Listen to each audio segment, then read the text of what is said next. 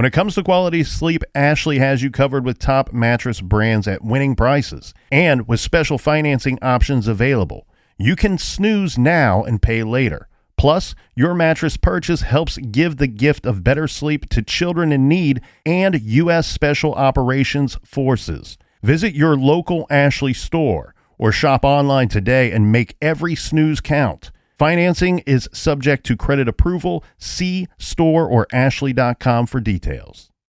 Canva presents True Crime of Design. In the office, Maya spots something unusual in the presentation. What's this? It was an off-brand font. Her coworker explains. I added the font. I thought it was fun. It was not.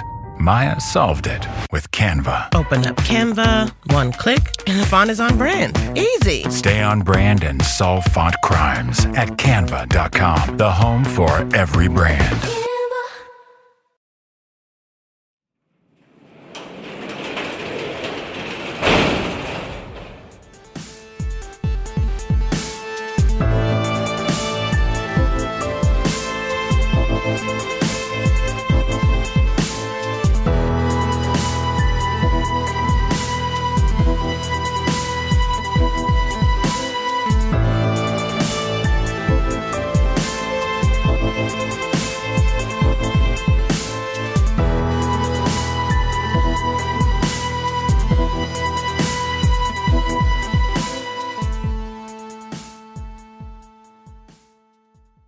Welcome to True Crime Garage. Wherever you are, whatever you are doing, thanks for listening. I'm your host, Nick, and with me, as always, is a man who would like to remind you all that if you do not enjoy today's show, blame it on Jerry Gergich. Here is the captain. Yeah, blaming it on Jerry is like treating yourself. It's good to be seen, and it's good to see you. Thanks for listening. Thanks for telling a friend.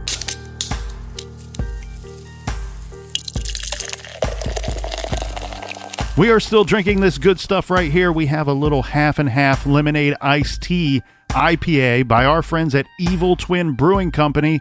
This is a fantastic IPA for the hot days of summer. Refreshing with the lemonade and iced tea. Garage grade 3 3/4 bottle caps out of 5. And here's some cheers to our good friends. First up, we have Serena in McLeansboro, Illinois. And a big shout out to Christine K. in Parts Unknown. Next up, we have Tristan in New Braunfels, Texas. And a big shout out to Christina in High Ridge, Missouri. And here we have a cheers to Ashley B. in Orange, California. And last but certainly not least, we have Ronnie in London, Ontario, Canada. Thank you all for helping us out with this week's beer fund. Check us out. Check out the store page. Check out the blog. Check out the recommended reading at truecrimegarage.com. Yeah, and that's enough of the business. All right, everybody, gather around, grab a chair, grab a beer. Let's talk some true crime.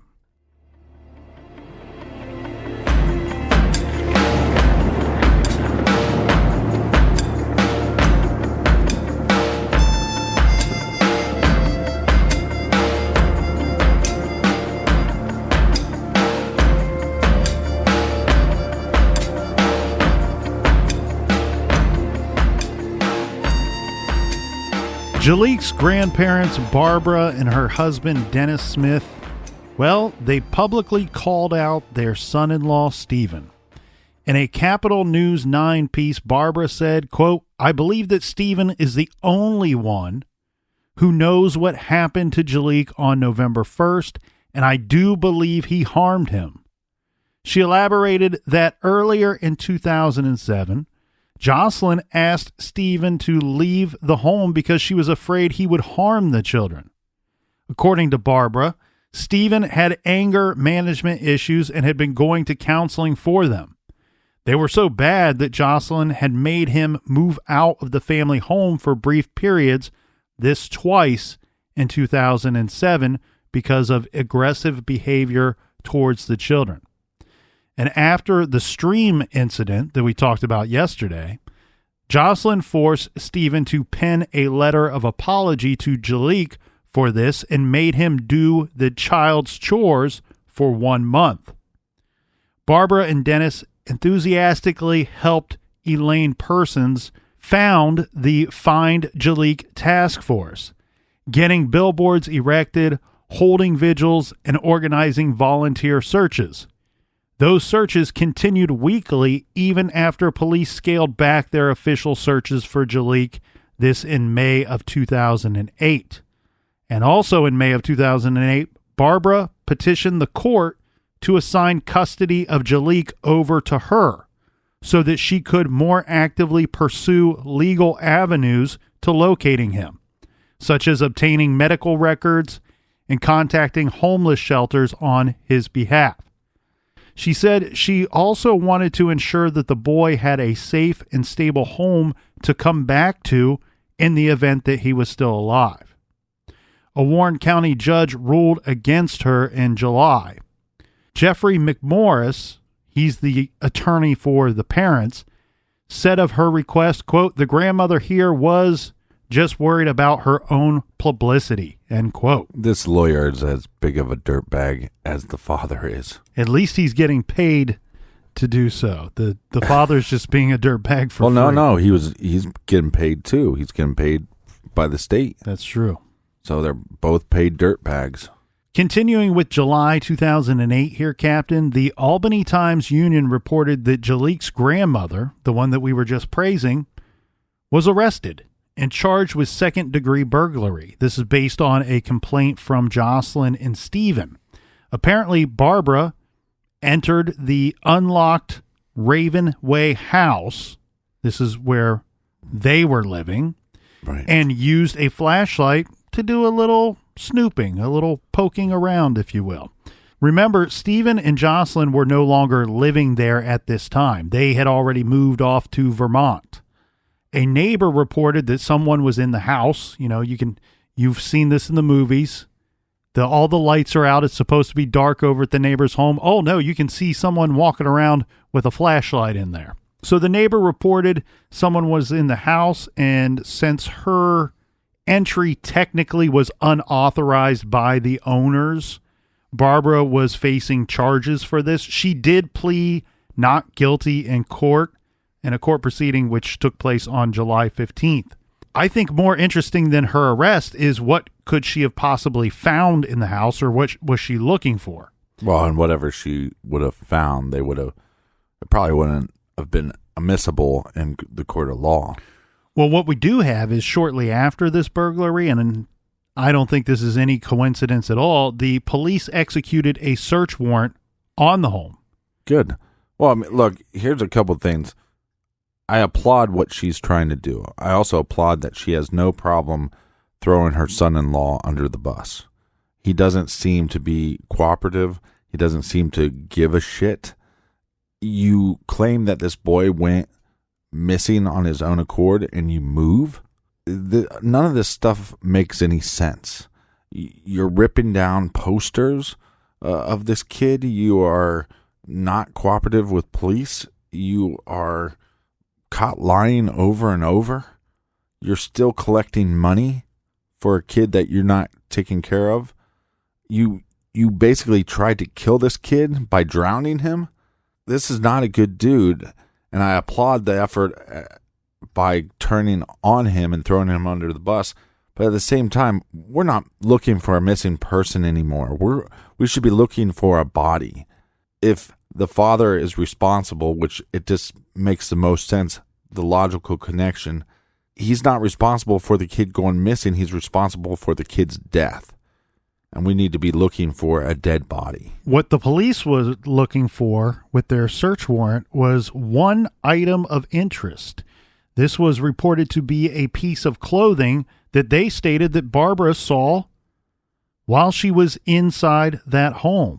This was a bright yellow fleece pullover, the one Jaliek was said to have been wearing when he disappeared.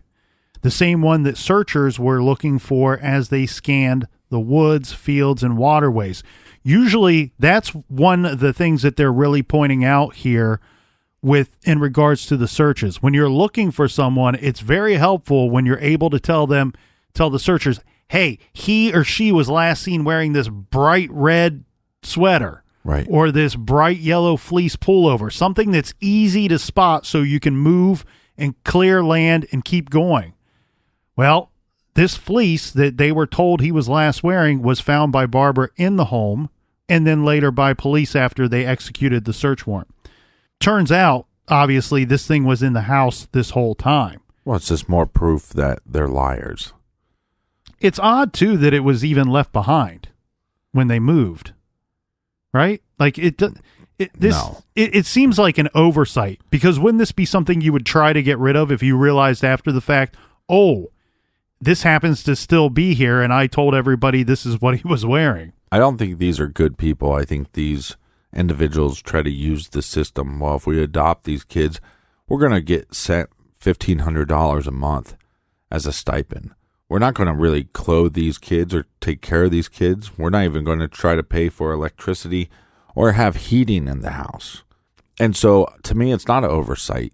That's just what kind of people these people are. They're lazy pieces of shit that don't want to work, that don't want to care for people, that they're going out of their way to take responsibility of these kids, but they don't even want to take care of those kids. They just want the stipend, therefore they don't have to work as hard. It also kind of reminds you of the Dior Coons case, where they found an article of clothing in their home that he was supposedly wearing when last seen at the campsite. Yeah. The police did submit this fleece for testing. I don't know what really came of it. There's not been much said about it since it was located. Right. We did have this weird voice analysis thing, and we've seen this in some other cases.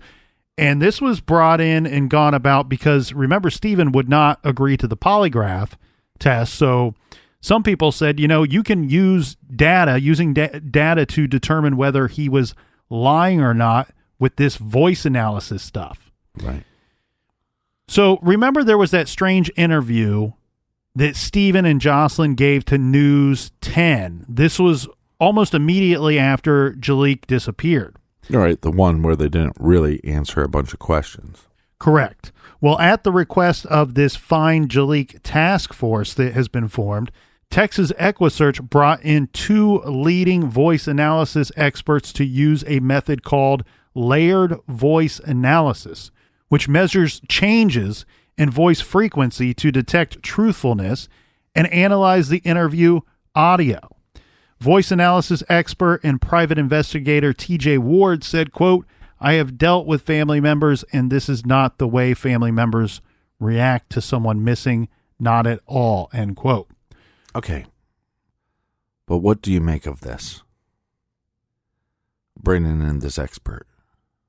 Doesn't seem like a huge waste of time to you? We already have evidence that this guy is a liar. So why spend any more time on the fact that he's not truthful? Well, you're grasping for straws here, is what you're doing. It's the task force bringing in these experts via Texas EquiSearch. But do you think it's in some way, shape, or form like, well, we know he's lying. We know we've caught him lying multiple times, right? Is this their way of, if we bring in these experts and maybe they state that he's lying, maybe that puts a little more heat on the fire, a little more flame, a little more pressure on him to possibly come forward? It's an interesting tactic because it's not the police bringing in these experts. Right. And it probably didn't cost them anything to do this work and to publicly state that they are doing this work. Really, you're, as you stated, turn up the heat a little bit, shake some trees, see what falls out. Maybe he does feel the pressure and he goes and he talks to police. I mean, at some point in these investigations, when you really feel like you have the person or know the person to be responsible for whatever act it is or misdeeds that were done, if you got nothing on them, you got nothing on them. Right. But you still have them there in the spotlight, and they can react. They can make mistakes.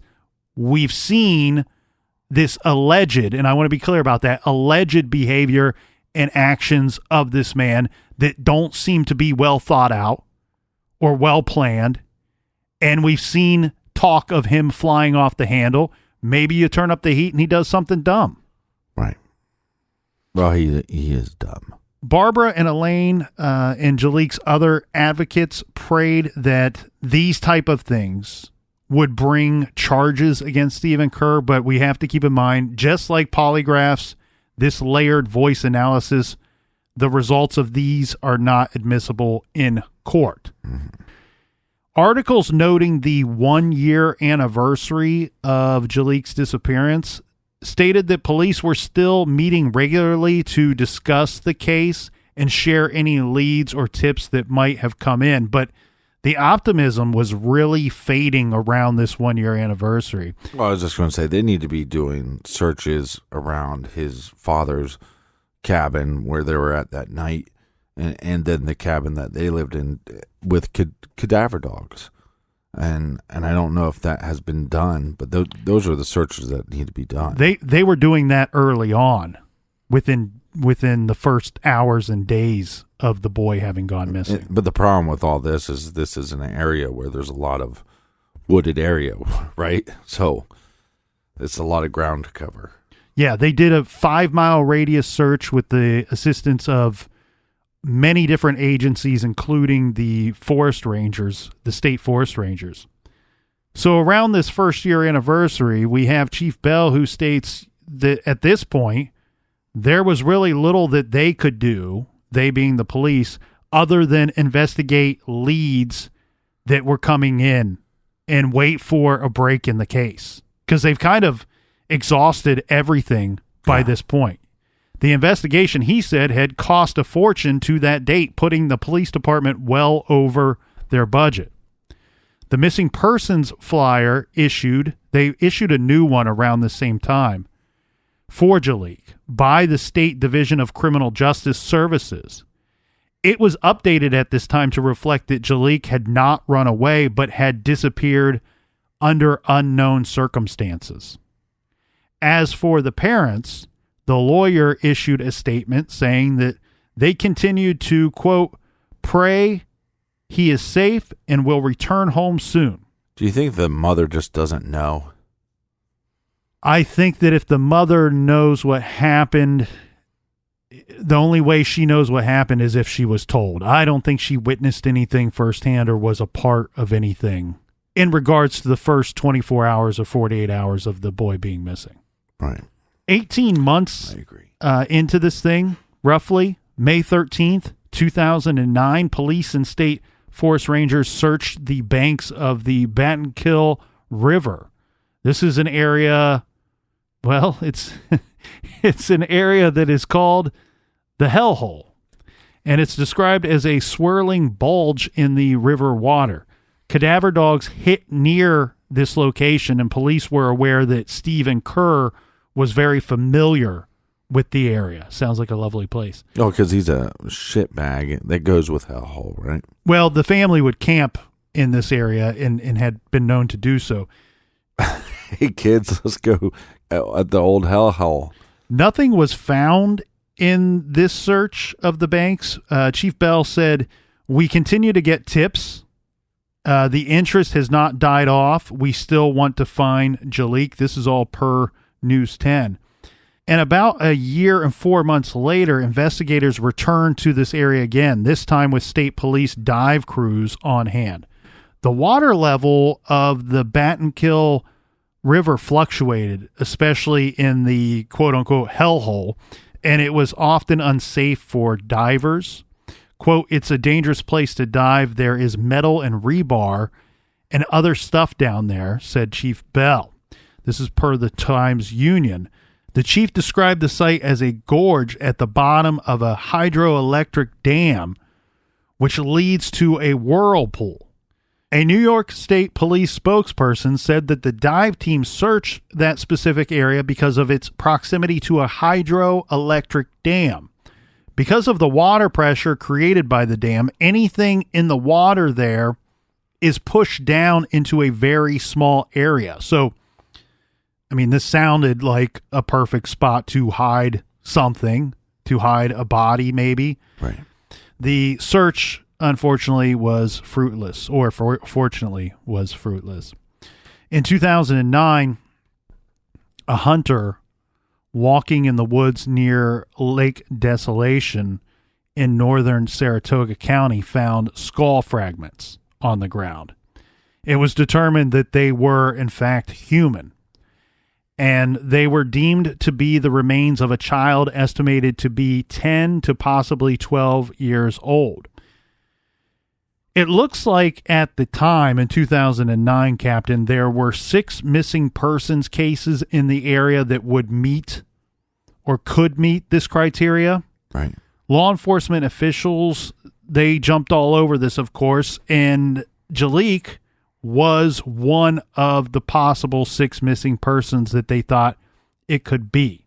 Fortunately, it was not him, and some of their estimates were wrong with their findings. It turned out that the skull was the remains of a 18-year-old girl from Colorado. Her name is Jennifer Hammond, who went missing in August of 2003. In March of 2010, police released an aged, enhanced portrait of Jaliek that had been prepared by the National Center for Missing and Exploited Children. Police held a press conference announcing the release of this photo to the media. Chief Bell said, quote, "I'm hoping this might spark some interest in the parents to come forward. It's 2.5 years later and they act like this never happened. They need to reach out and be cooperative with law enforcement," end quote. One thing I will really want to commend Chief Bell and others that do stuff like this. Again, we have a situation where we look at it from afar and we can say it really points to 2 possible outcomes. Yeah. Maybe the boy ran away, but we have evidence that the father is being less than truthful and is not being cooperative with police. And by his own admission and everybody else's account as well, he's the last one to have seen the boy. Well, he has also temper issues, and he can be violent. So if the boy didn't run away, this is your responsible person, your responsible party. Right. And one thing that I love about Chief Bell is anytime they have any reason to go to the media at all, he's circling the wagons and saying, hey, we're putting out this information, 1, for the public to help us out, but 2, because we want the parents. This is in efforts to get the parents to cooperate with us, to talk with us, to help us out. Now, Captain, we need to introduce somebody named Scott Thorpe, age 37. Okay. And his involvement or non-involvement in this case, I don't know how you want to look at it, but he's certainly, in my opinion, a big part of the story. Because in April of 2010, Scott Thorpe kidnapped a man who owed him money for drugs. He beat the guy up and showed him a photo of what appeared to be a dead body along with Jaliek's missing persons flyer. He told the guy that he beat up that he had killed the kid and he would do the same to this guy if he didn't pay up on his debts. Then he and his goons dumped this kidnap victim off in Kingsbury. Right. A body in one of the photos is said to have some resemblance to Jaliek. And the victim was told that it was, in fact, Jaliek. This is all per an investigator. This was reported in the Times-Union paper. They said that police recovered all of these photos during a search of Scott Thorpe's house. Apparently, this guy, he fled the area. He went down to Florida and was on the run for a while until the U.S. Marshals caught up with him and arrested him in late June of 2010. Douche on the run. Yeah. Douche on the run. Thorpe was, of course, locked up and charged with attempted murder and kidnapping, and he was extradited back to Washington County, where at that time he was being held for an eventual trial on the charges. Now, investigators at the Center for Missing and Exploited Children examined these photographs that were found in Thorpe's possession at his home, and specifically the one that was thought to be Jaliek. Their final ruling, Captain, was that it was not Jaliek in that photo. Unfortunately, any of the information out there to the public does not address who it was in the photograph, or my thoughts, maybe it was a doctored photo, that it wasn't anything Right. like what Scott Thorpe was telling us it would be. The good news is we know that whatever it was in that photo, dead body or not, it's not our missing boy, Jaliek.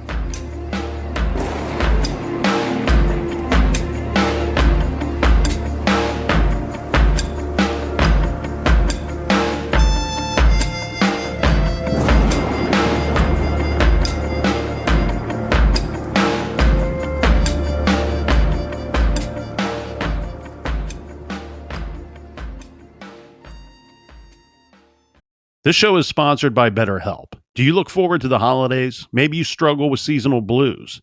This time of year can be a lot, and it's natural to feel some sadness or even anxiety about it. But adding something new and positive to your life can counteract some of those feelings. Therapy can be a bright spot, something to look forward to make you feel grounded, and to give you the tools to manage everything going on.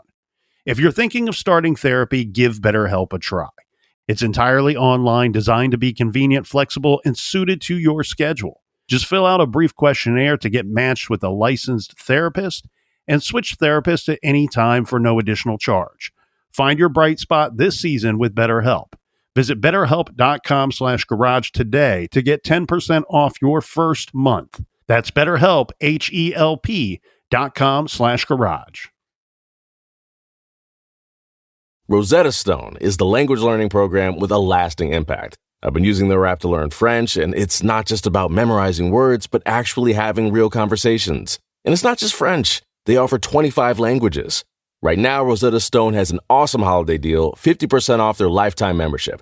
Every language, unlimited access forever.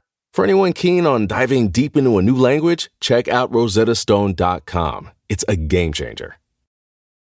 At Consumer Cellular, you get the same exact coverage as the largest carriers, but for up to half the cost. Same thing, up to half the cost. Up to half the cost for the same thing. 50% the money for 100% the same thing. I hope I'm making myself clear. Consumer Cellular. When freedom calls, we're here to answer. Call us at 1-888-FREEDOM. Half the cost savings based on cost of Consumer Cellular single-line 5GB data plan with unlimited talk and text compared to lowest cost single-line postpaid unlimited talk, text, and data plan offered by T-Mobile and Verizon May 2023.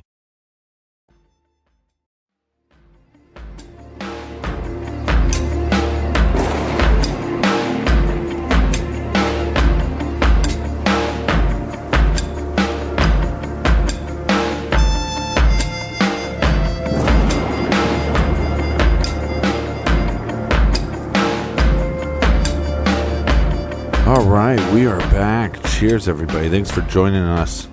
What a frustrating case. Yes, frustrating indeed. Cheers to all the people up front. People in the back, come on. Spend up. Spend up. I think you're just getting excited because you're heading off on your vacation. I'm going to upset everybody before. He's been drinking heavily. All right, Captain. We mentioned the National Center for Missing and Exploited Children several times throughout this case. We've mentioned them on the show dozens of times before, not just because they've been involved in other cases that we've covered, but also because we've encouraged people to seek them out and maybe offer up a little bit of donation, be it money or time, because they are doing fantastic work. They are working their damnedest to bring children home. Now, in this case, they've continued to support law enforcement and continued to help in the investigation and the search for Jaliek Rainwalker. We mentioned that the National Center for Missing and Exploited Children created an age progression photo of Jaliek. But in 2012, that organization took on a larger role. Representatives of the NCMEC, or NCMEC, as John Douglas likes to call it, came to Washington County to undertake the daunting task of reviewing the investigation and all of the evidence compiled by four law enforcement agencies that investigated this case. Not Not only are you good at computer, you're good at counting. I can also go 4, 3, 2, 1 in the opposite direction. The NCMEC report turned out to be 80 pages. It was an 80-page report that was eventually released to law enforcement. Investigators said that it opened up a few leads that would be pursued. After working with the NCMEC in late 2012, the Cambridge Greenwich Police finally changed the classification of Jaliek's case. And this is something you were pointing out, and you've been pounding the desk and pounding the table and saying, this is what we need to be doing here. They changed the classification of Jaliek's case from a missing child to a probable child homicide. Yeah. At a December 2012 press conference, Chief Bell made the announcement that Jaliek was the victim of a, quote, probable child homicide, not a runaway. State Police Major Crimes Unit backed this up. Investigators acknowledged that they had exhausted all leads in the case, although they insisted that it was not a cold case. At the press conference, Grandma Barbara and her husband both spoke about how painful it was to continue to have hope every day that Jaliek was still alive, and yet to have no answers for all this time. A plea was made to the public to help find the missing boy. Authorities also requested that the media stop disseminating the old National Center for Missing and Exploited Children's age-progressed photos of Jaliek. Mm-hmm. And the organization took them off of their website. This is weird, right? Because earlier we are condemning the father for tearing down the posters of the prayer vigil and saying any publicity is good publicity. But here we have law enforcement tearing down their own photos and telling people to tear up the old age progression photos that we sent out. They're doing this because what they're saying at the time is all they are getting from these age progression photos are false leads. Right. They're spinning their tires. They're out chasing ghosts. Well, we see that a lot of times with missing person cases. Even people that we know, people that we're close to, authors that have gone up to other countries and showed people pictures of a girl, and they get these leads, and you think, oh my God, it's going to be solved. It's people misremember. People want to see things that they didn't see. They want to help. People are mostly good-natured people that want to help, and they'll try to give you some information that creates, like you said, a false lead. Well, and also what you have here too is I think is it's really underlining what they believe. It's really putting the exclamation mark on, hey, we no longer believe that we're looking for a missing child. Yeah, it's sad. And although at this press conference, there was nobody would actually come out. Well, Chief Bell did not actually come out and name any suspects, but he did say, quote, certain people have been eliminated and certain people have not. Yeah. He said flat out that the police have not received any cooperation from Stephen and Jocelyn, and he pleaded with them to come in and sit down with him. The grandparents, on the other hand, well, they did not mince words. They said, if you did nothing wrong and you have nothing to hide, why don't you cooperate with law enforcement to find your son? These were the words of Dennis Smith. In response to the press conference, Stephen and Jocelyn released the following statement. Oh, they released another note. Yeah, Okay. well, this is their this is the way that this they. is their third note in the case that they're releasing. Well, their statement, they have a rebuttal, or at least it's not a no comment thing. I don't know what to make of this. You could take it either way. Either Let's hear it. I'm Either ready. condemn them for dodging the media or condemn them for releasing a statement. I don't know what to make of it. But they said, despite everything that law enforcement has had to say, we know that he is out there, meaning Jaliek, and will return to us someday. We pray that the reclassification of the case will not result in the lessening of efforts to bring Jaliek home to his family. The statement also expressed objections to the discontinued use of the age progression photo, arguing that people needed to know who to look out for. This is a statement. One half of the parties that provided this statement was a man that was tearing down posters for a vigil at one time. Yeah. I mean, I don't know if they know how big of piles of shit they are of people. This Jocelyn, that's the key to it all, right? Is Jocelyn, is what I think. I think she now knows.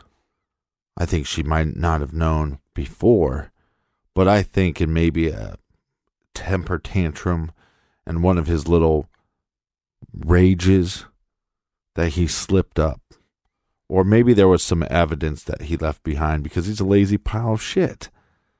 And he slipped up, and now she knows. And now she's either scared and she feels like she has to protect her children and other adopted child. Or she's also afraid if she goes to police that they're not going to be able to protect her, possibly. Or what is he going to do because we know he's a known liar? How much is he going to throw her under the bus? Will he try to blame her for everything that has happened? These are individuals that the kid goes missing and they've done nothing. Everything they've done, every step that they've taken is to muddy the waters. And to me, that's all the proof we need. You're not going to get anywhere unless you find his body. But again, I think in these circumstances, it's like, that's finding a needle in a haystack.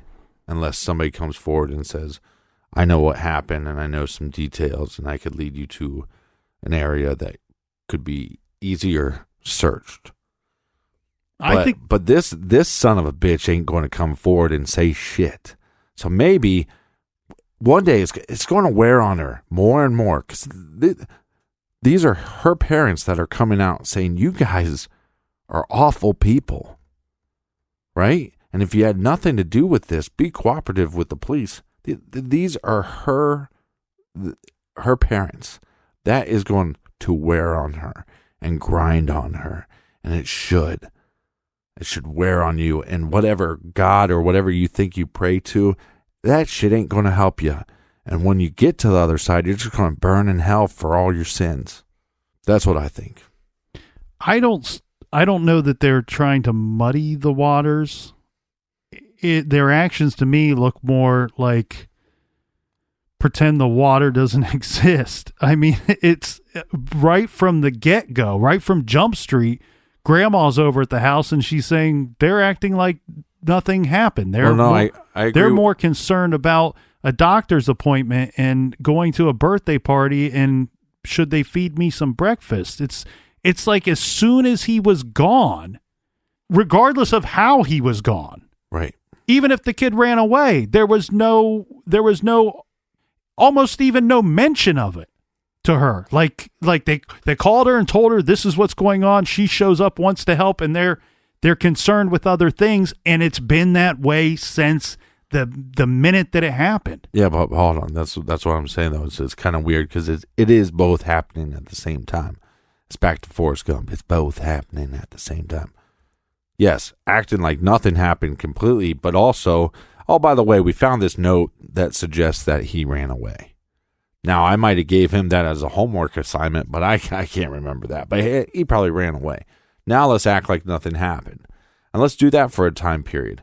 Okay, now things are getting a little hot in the kitchen. Here's some other random note that is typed saying that he's alive or he's fine. I believe wholeheartedly that they're responsible for that note. And so, yes, I agree with you. There's these moments of let's just act like this kid never existed. Right. But I think there are these times where they're throwing wrenches into the case to muddy the water. In regards to the anonymous letter that shows up to media, I don't know, man. That's just a weird thing. You could see it being the parents because they chose to send it to the media. I could also see it being just a complete hoax. Yeah. I mean, we have the attorney saying, hey, there's stuff in there that only Jaliek would know. That doesn't mean anything. That's that man's opportunity and the parents' opportunity to say, see, we told you so.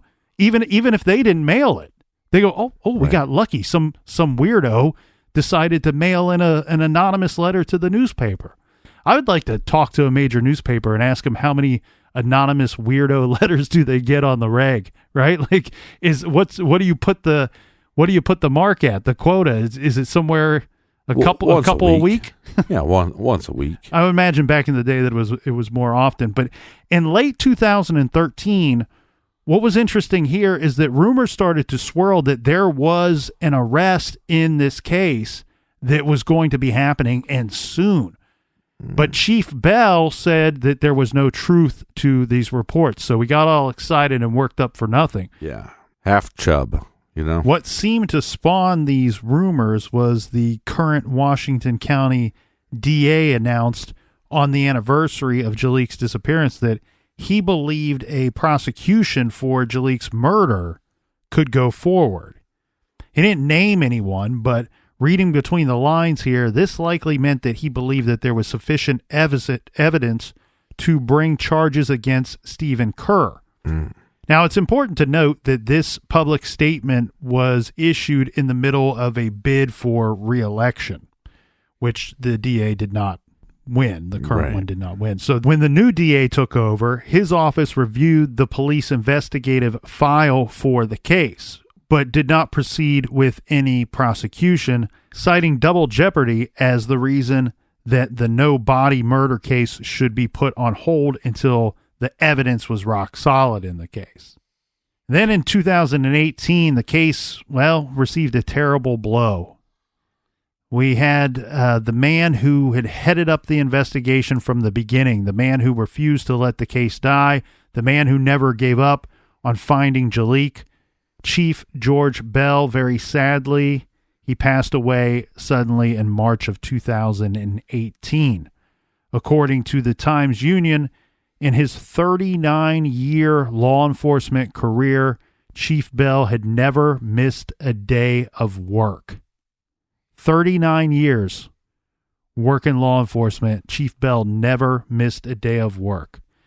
He had been having flu-like symptoms leading up to this, and he died of a heart attack after leaving a hospital in Bennington, Vermont. In 2019, an article in the Post-Star says Jaliek's disappearance spawned one of the most in-depth investigations by local, state, and federal officials in Washington County in decades. And even after 13 years, a group of investigators continued to work on the case. According to the same publication, Washington County District Attorney Tony Jordan's office has been reviewing the evidence police amassed, which was turned over to his office in the spring of 2018, shortly before Bell's death. They are cautiously assessing the material in the file with an eye toward possible prosecution. This here is another bizarre thing in this case here, Captain. You got to wonder, how strong is any of this evidence? How strong is any of this case? What do they have? What could they possibly have? Is it a case where it's just minus the body? Right. And once we find that, boom, we're moving forward with charges. So this guy should be on the edge of his seat at all times. He should be very afraid because we are one piece away from convicting this guy and putting him away for a very long time. Or is this posturing to try to get this dude to make a mistake? But again, he's pretending as nothing has happened. I think there's a lot of stuff out there in the open against the son of a bitch. So what do they have behind closed doors? Let's say it's equal to. Now we got a pretty strong case. But we always know that they're weak cases if you don't have a body. So focus on that. Find the body. Once you find the body, then you can bring this bastard to trial. And he can spend the rest of his life behind bars. And once you figure out that his wife knew about it, she could spend the rest of her life behind bars as well. See, I don't know that I share that same opinion. I don't know that I believe that Jocelyn is convinced that Stephen did something. And I say that because her actions before the boy went missing were to protect the children in the house. She even complained to others, her mom and other people, that Stephen wasn't behaving or parenting the way that she wished that he would. Right. So for me, I kind of look at it and go, I really wonder if she truly felt that he had done something that all the other children are potentially in danger as well. Now, we would know based off of the ages that we listed earlier that here in 2020, all of these kids would be adults now. They would be young adults, but they would be adults. But still, you would have a period of over 10 years to be concerned that he could do something to one of these other children. And I always like to rely on the previous actions of an individual will usually lead you to what their future actions and behavior will be. And that's what we saw on the outside looking in before in regards to Jocelyn. I'm not so naive to believe that she doesn't maybe at some level suspect something, but what I truly think is going on here is one of two situations. Well, I shouldn't say that because here I go narrowing myself to two situations when immediately a third popped into mind. Let's say, and you've been hinting at this a little bit along the way, and I can agree with this a little bit. There is a chance that there's something so much more horrible under the surface going on that never reached any of the public, never reached anybody that knew these people. That there's just some really bad, horrible stuff going on, and it had been going on for a very long time. Yeah. There is always that small possibility that that is a truth. However, where I lean with this case, and I'm going to go a little glass half full and a little glass half empty at the same time. Okay. Why are we laughing? I don't even know what that means. Well, you will when I finish my thought. Okay. So where I'm going with this is one of two things I think is probably likely here. Either A, Jaliek did run away and his adoptive father was kind enough and concerned enough, please hear the sarcasm in my voice, to give him enough time and opportunity to get as far away as possible so that he could not find the boy and nobody else could find him and return him to the household. If that did not happen, I feel like he's convinced his wife that that's what happened. All right. So do you want to know what I think? Sure. I think we all know what I think, so we don't have to go over it. Right? Well, I think he's responsible. I think she knows, or like you said, there's something. Maybe it's the way he told the story one time. Maybe it's her finding the jacket that he claimed that he would have been in when they were looking for the kid. I think there's something in her deep down in her gut that's telling her this guy murdered a child and I've been supporting him. Again, maybe also in a sense, if I'm here, that I can protect my children. But it might not be a confirmed knowledge. But I think I'd be really interested to see what they have behind closed doors, what evidence that they have that hasn't been shown to the public. But I think it's really going to take finding a body in order to bring the charges against this individual that need to be brought against him. Yeah, and I think you're hitting on something really interesting there, Captain, because there's a lot of gray area and there's a lot of what we do not know about Stephen's cell phone that they were tracking that night. We know that they were tracking it, okay? We know that they believe he was out driving that gold minivan around that night. I have to believe, with all these swirling rumors that they keep going back to time and time again every so often, that we have evidence to prosecute. An arrest might be happening soon. I wonder if they have more information that's based around that cell phone and based around activity that they know took place with that gold van that night. Yeah. And here is a statement from a former state police investigator who's now retired, and he was involved in this investigation for 6 years or so.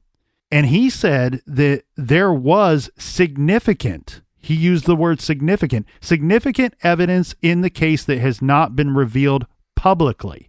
And he went on to say that the National Center for Missing and Exploited Children, when they reviewed the case years earlier that we reported on in this episode, he said they deemed it to be, quote, prosecution ready.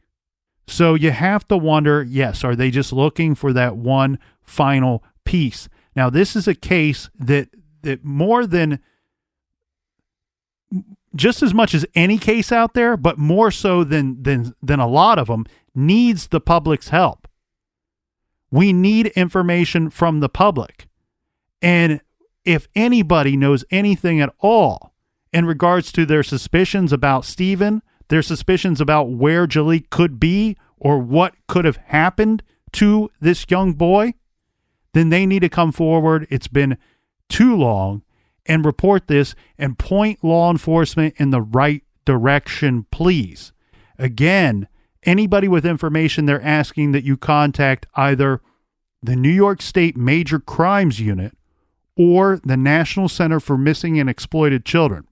And we'll have those numbers posted for you on our website at truecrimegarage.com on the blog for Jaliek Rainwalker's case.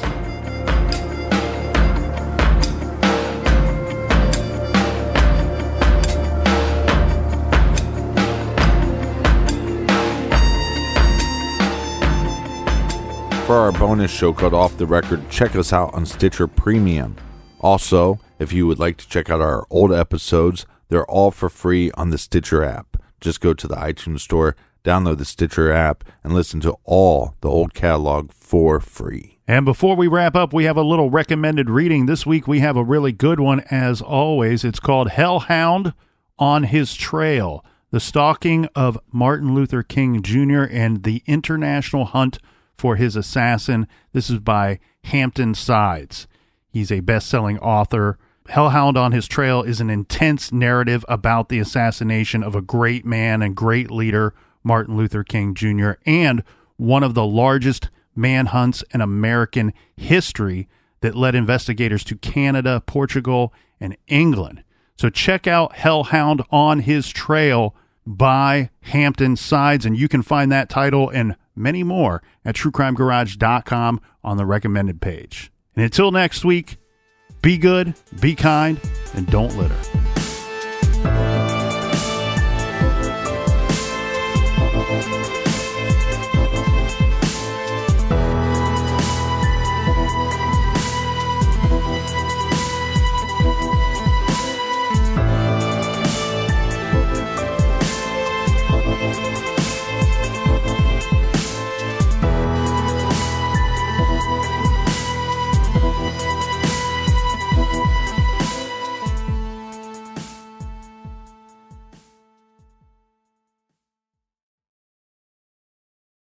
You can start your day off right when you find a professional on Angie to get your plumbing right first. Connect with skilled professionals to get all your home projects done well. Visit Angie.com. You can do this when you Angie that.